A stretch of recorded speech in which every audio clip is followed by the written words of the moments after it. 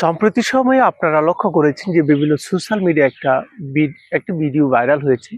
যে ভিডিওটির মধ্যে একজন সাহেব তার পরিবার নিয়ে ঘুরছে, পাশে সিট খালি ছিল কিন্তু তার বাসার কাজের মেয়েকে তার সিটে না বসে তাকে পিছনে যে মালামাল রাখার জায়গা সেখানে বসানো হয়েছে। কতটা অমানবিক চিত্র লক্ষ্য করতে পারেন?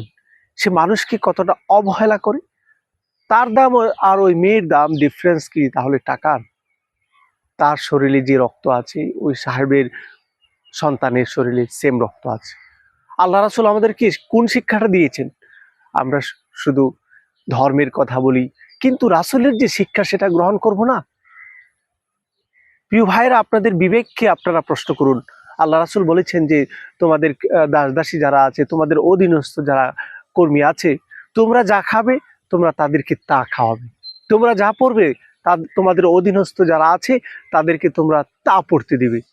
তাহলে বর্তমানে যেহেতু গাড়ির যুগ, তোমরা যে গাড়িতে চড়বে তাদেরকে সে গাড়িতে চড়তে দাও, তোমরা যে সিটে বসো তাদেরকে সে সিটে বসতে দাও।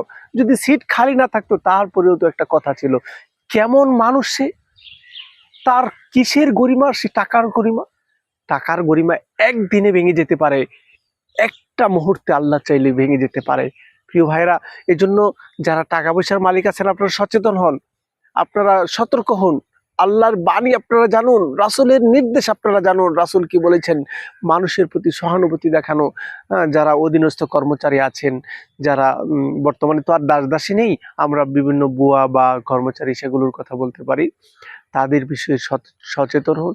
আপনারা তাদেরকে ভালো খাবার, ভালো পোশাক পরিধান করান, তাদেরকে ভালো কিছু, তাদেরকে মূল্যায়ন করুন। আপনারা তাদেরকে কাজের বুয়া হিসেবে মূল্যায়ন করবেন না, আপনারা তাদেরকে মানুষ হিসেবে মূল্যায়ন করুন। আপনি আল্লাহর কাছে মর্যাদা পাবেন, মানুষের কাছেও আপনি বাহবা পাবেন, ধন্যবাদ পাবেন।